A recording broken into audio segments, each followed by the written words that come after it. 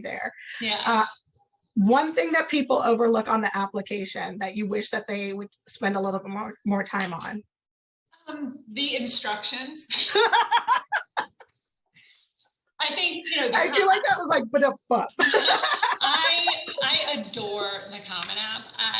I am like team Common App because when I applied to college, none of my schools were Common App schools. The Common App was only a couple dozen schools at that point. Probably less than 50 schools were Common App schools back then. And I remember being so jealous of my friends who were filling out that basic stuff once. Like, oh my gosh. Because back then, every school had their own special forms and their own way of doing things, and you have to send it in this way and in this kind of envelope. And okay, so I've always been team Common App, but I think that a lot of times kids think, well, the Common App has everything I need, but we have instructions on our actual websites that explain the why of some of the stuff. So for example, at UVA, for the most part, you're applying to a school or college within UVA, so large university, but it's broken up into small colleges, like School of Art, engineering, architecture, nursing, education, business, all these different schools. So there are instructions about explaining the why there and when you declare a major. We ask students' academic interests on the application. It's like a getting to know you question. It's not admitting you to a major. And we get so many questions from students that start with, so I applied as a biology major. And we're like, well, no, you're undeclared. Everyone's undeclared in the College of Arts and Sciences. 2 years. And then there's stuff in there about how you submit updates. And also, I think that what students sometimes miss is that every school's instructions are basically the admission officers telling you what's important to them in their process. So if they don't mention it, it's not a thing for them. Like sometimes people will contact us and say, well, I want to submit a non-academic recommendation. Well, we turned that off in the Common App because that's the beauty of the Common App also, is that they let schools turn things on and off, suppress things that they don't need. So we've turned off the non-academic recommendation. We turned off resume uploads because we like the format that the Common App uses. But if you read the instructions, it explains that and it tells you the why. It's funny because as soon as you explain the why, students are like, oh, that makes total sense. Like, yeah, we put it in writing. It's like, it's right there. But like, also feel free to ask and don't feel like you're going to be penalized every time you ask. Like some students think that they're going to go back and you're like, well, this is a person that's not getting into UVA. Well, you bring up such a good point, and you landed on this a little bit earlier. The people who read your application are the people who take care of your region. They want the class full of their kids. Like, I mean, my colleagues are probably sick of hearing about Nova. I mean, every time we talk about anything, I'll have some sort of anecdote about some Nova kid or some school, what this school is doing up in Fairfax or whatever. And I'm sure my colleagues are like, enough. But they feel the same way about their region. I am Team Nova, but I have a colleague who's Team Virginia Beach and Team Richmond and Shenandoah. We all have affinities for our region. So I want my kids in. I want to admit my kids. It would be a point of pride if I could like shoehorn all of my kids. So, and then I think that's it for that. So let's go over your supplementals. What do you like to see in an essay, like the overall essay? I'd say, like, just, again, I want it to be personal. It's not an assignment, so you don't have to argue that this thing is important and here's why this is valuable to society. Like, throw that away. And this is uncomfortable for some students because in school you're taught to you're not supposed to talk about yourself in your essays. But this is all about you. I just want to hear about the student. I want to know their take on something. I want to learn something about them because everything else in the application is information that is reported by other people. And this is the one place where we get a sense of their style. And it shouldn't be repetitive, right? Correct. Can you explain what that means? I think that when schools have supplemental questions, it's an opportunity. And if you don't take that opportunity, I think that's a mistake. Right. And sometimes, this is very rare, but every now and then you'll see a student who takes their Common App essay and they like edit it down to fit a supplemental question. Right. Like, I just read that one, so I want to learn something else about you. Even right. And if you're like, I don't have any more gas in the tank to write something deep. Like, it doesn't have to be deep. It can be light. It can be humorous. It can be goofy if you want it. It doesn't have to have the same tone as your main essay. In fact, a lot of people in our office say, yeah, like the main essay is kind of the formal, like all dressed up, and then the supplements are like casual. Like, and I'm not saying kids should write it like they're writing a text to a friend, but I think that it is like the difference between a longer editing process and a more like more casual, a more authentic, like here's how I express myself. Right. Those are both different things, and they're both interesting to us. To me, I always tell students, like, where should I spend my time with the essay? And I'm like, if you're going through your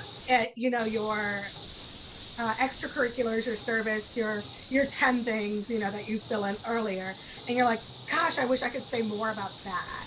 Like, to me, that's a good start for an essay. Or what am I seeing in common in these things that like really is a spirit of who I am, and I can explore that. Or what is not there that I need to say a little bit more about in that, as opposed to like, to me, grades speak for themselves. Don't spend an essay trying to justify. Like, for me, I tried to justify a C in chemistry because I was like, it must be the end of the world. That's such a good point, because there are things that you probably want admission officers to know that aren't essay worthy, and there's a spot for that on the Common App. There's like an additional info section where students can put things that aren't essay worthy, like addressing that anomaly. It's smart to address an anomaly. It'd be foolish to say, I'm going to spend half a page writing an essay that I was deep into it.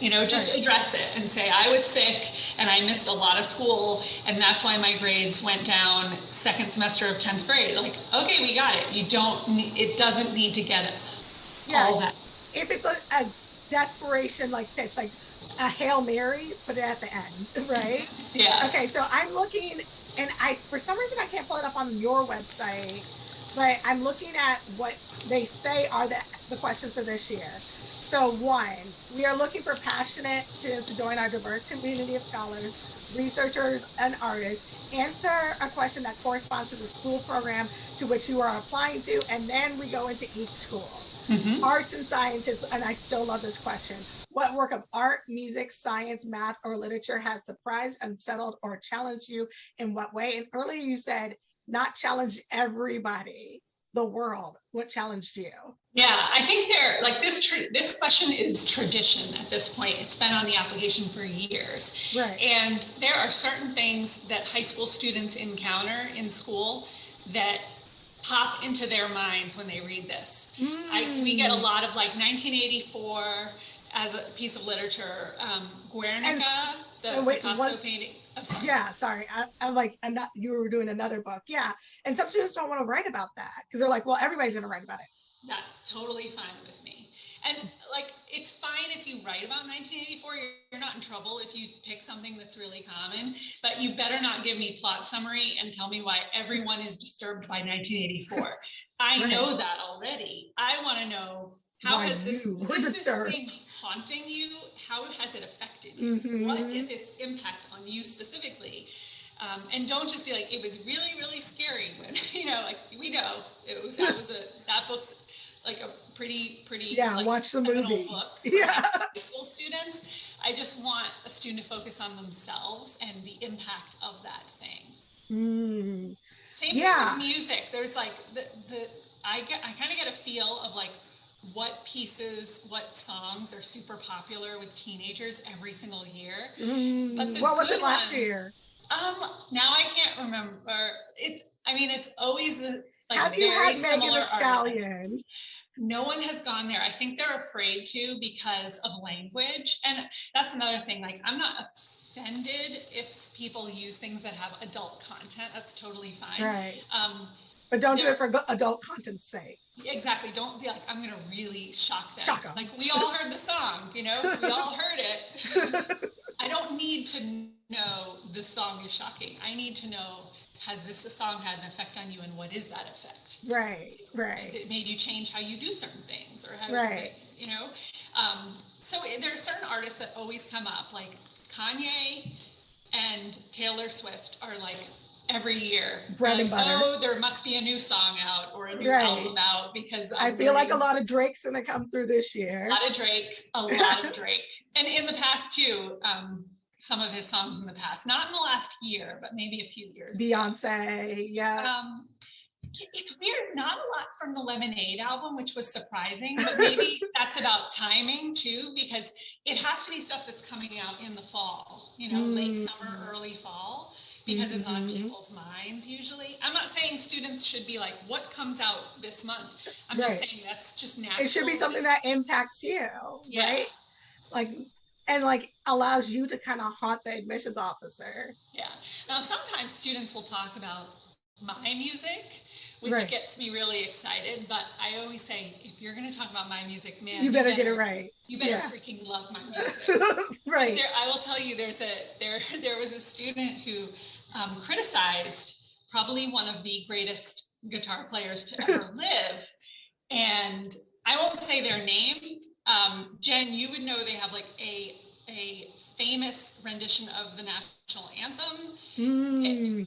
They were big in the late 60s, early 70s. And the person was not super impressed by them. And I was like, you wounded me. As this man is one of the greatest musicians to ever live. Yeah, and sometimes it's like, let's bring you on campus so I can tell you you're wrong. I also work with 17-year-olds, so I'm totally okay with people having a different take than I do on something. I just thought it was kind of funny. I do get excited if someone does mention music that I like. Right. And I did. But it doesn't make it like, oh, now it's easier for you to get in. Correct. Yeah. There was a student who made a playlist, a Spotify playlist of 70s music, and was like, I think you all would like this for reading music. And I was like, yes, I'm not able to click on links in our application. They're all dead, but I certainly typed every single letter of the URL to get that. You're like, you're right. You were right. That was cute. Okay, describe an engineering feat that serves a common good and why it inspires you to study engineering. Yeah, the best ones are when the student makes it personal. So instead of saying like, solar panels are really awesome, like, yeah, we know. That's it's like super, but the best ones are where the student talks about how that thing has like something that's more on the student scale. So like, I don't know, you could say like wireless earbuds, because I'm a music person and now I can walk around with my music with me all the time. Or like, I hope someone's like, that will be my essay. I'm just saying, if the successful ones are when you get a sense of the person as opposed to just it feeling like an assignment. Do you know that students are like, if they're serious about somebody and they're dating somebody, they get them earbuds, like AirPods, as like, it's getting serious for us now. And I'm like, I don't even have AirPods. This is so interesting. We were just talking the other day about the different ways that people talked about when a relationship is official. And like how in the mid 2000s people would talk about Facebook official. Right. And like I saw a video where the kid like threw out the wired one. I was like, they're still good. Somebody grabbed those and like gave her, and I was like, oh my, it looks like a proposal. But I think for me, like when I'm looking at describe an engineering feat that serves a common good and why it inspires you to study engineering, like to me the second part, and as a lawyer I'm like, and right, so those are two distinct questions. To me, it's like something that makes you think, oh, I want to fix that. Or like, oh, that's like, because to me, when I read Brown versus Board, I was like, oh, I want to be a lawyer. Like this, like when I heard about how it was constructed, I was like, this is it. Like it clicked, right? So I think that second part of why it inspires you to study is going to be essential. And I always tell people, like, kind of use it as a checklist, but don't be so rigid about it. But use it as a checklist to be like, did I talk about why it inspires me to study? Did I go over why it serves a common good? But then I guess for you, you're also saying, have I said why it's also personal to me? Mm-hmm. Like this, that's the emphasis. If it's just about that thing being impressive, you haven't told me anything I didn't know before. Right. But if you tell me this is this thing and it is inspiring to me, because that's where the essay should start. Right, right, right. Oh, okay. Yeah. So like you're kind of flipping it. Yes. Yeah, I feel like I want more about the student than about the thing. Yes. Okay. I don't even have to understand the thing. This is like kind of my joke with this is the same as with the College of Arts and Sciences essay. I don't even have to have read the book or to know the music or have seen the painting or watch the film, whatever the medium is the student is using. I don't have to be familiar with it to think they wrote a thoughtful essay. Right. Because I'm more focused on the impact and how the student is telling me they have evolved and changed because of this thing. Right. Now, sometimes I do go pull that thing up on YouTube and I have it like, oh, now I know while I'm reading this essay. But it's not essential for me to understand the thing because I'm trying to figure out like, who is this person and what are some of their thoughts? What are the things that aren't coming through about why they're doing this? Right, right. So then the next, and I'm like, right. And I'm like, wait, I want to go back. No. Okay. The next one is architecture. So I have a significant experience that deepened your interest in studying in the School of Architecture. Do you get like these questions are essentially the same question? Yes. I'm like, I just feel like I was like, yes. But also, can I say this? Students feel like there's I'm like, there's not as many stakes on this as you think there are. Like, if I don't get this right, if I don't explain why I'm an architect, I'm never going to get in. Like, they start breaking down. And I'm like, you could get this wrong and still go. Like, you could, you could bomb this.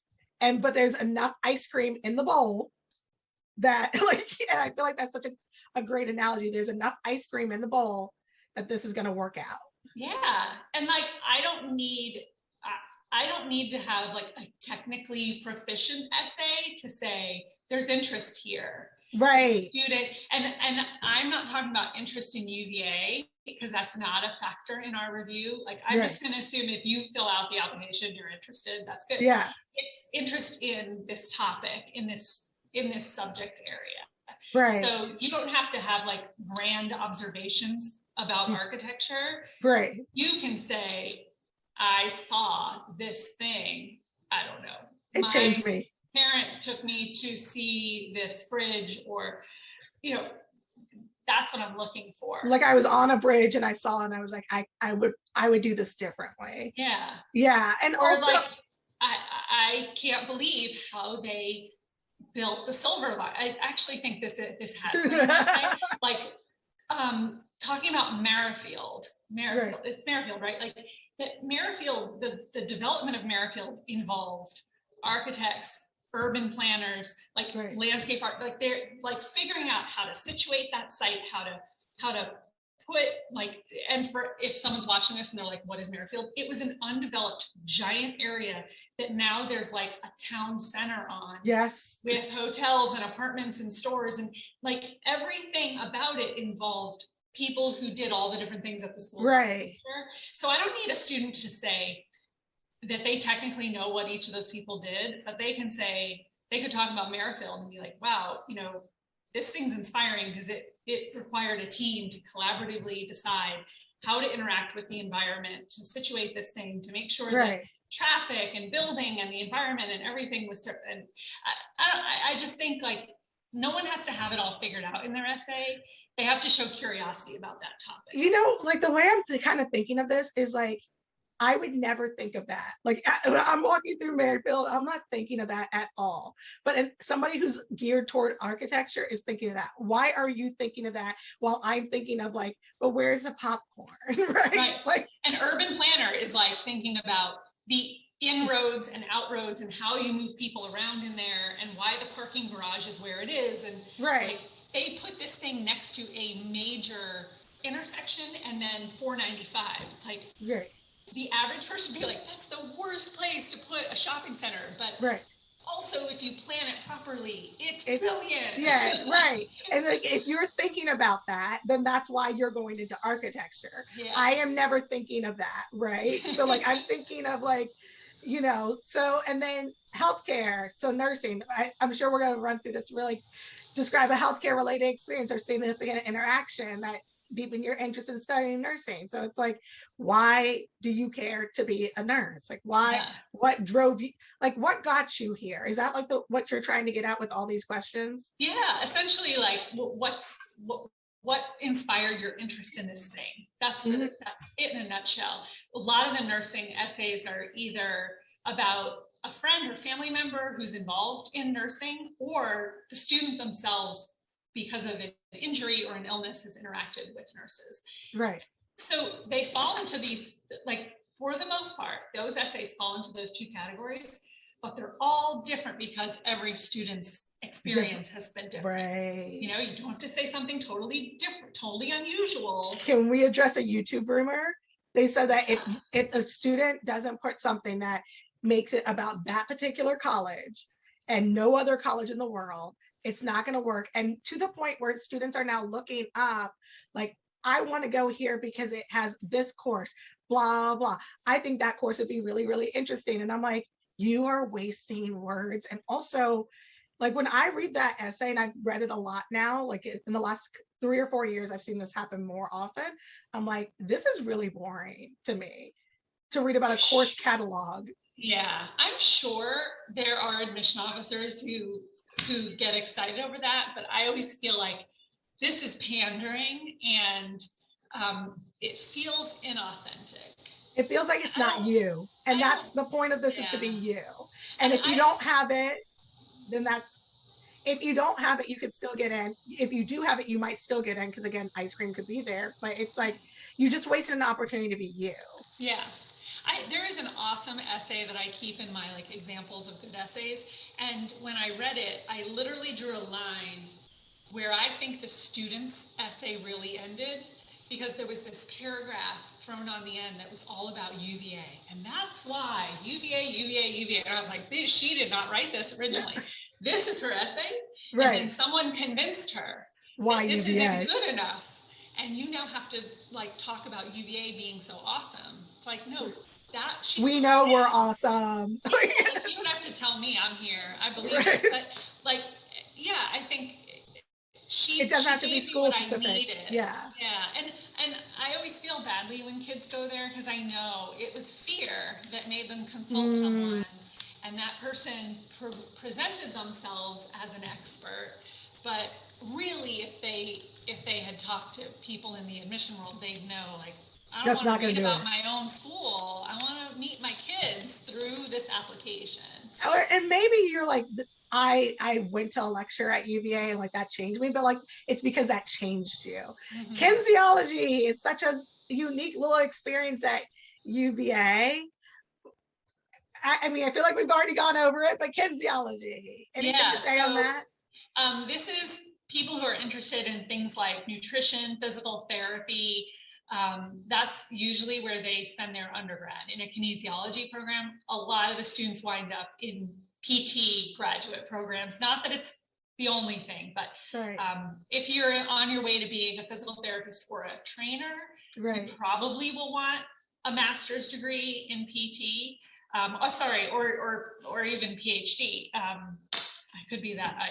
That's just my perception, is that the grad programs are like where they want to go. But this is another one where we usually will get students saying, something happened to me and I realized the importance of a physical therapist or a trainer in my rehab from maybe an injury or something like that. That's normally what we're getting. So again, it doesn't have to be a completely unique experience. It just has to be a personal one. Right. I love that. More eyes, less what you think other people say. Right. And like for me, I always tell people, the last person who should look at your essay and the last person who should make the final edits is not an adult. It should be you. It has, because if it sounds like an adult, then I don't like it. Right. I think like students need to get veto power because adults have all kinds of ideas of what 17-year-olds should sound like, but the expert in the It shouldn't feel like a CW show. Yeah. Where it's like, you know, like it shouldn't feel like 90210 back in the day where it's Everyone's like older so people, witty. older people playing teenagers, you know. Favorite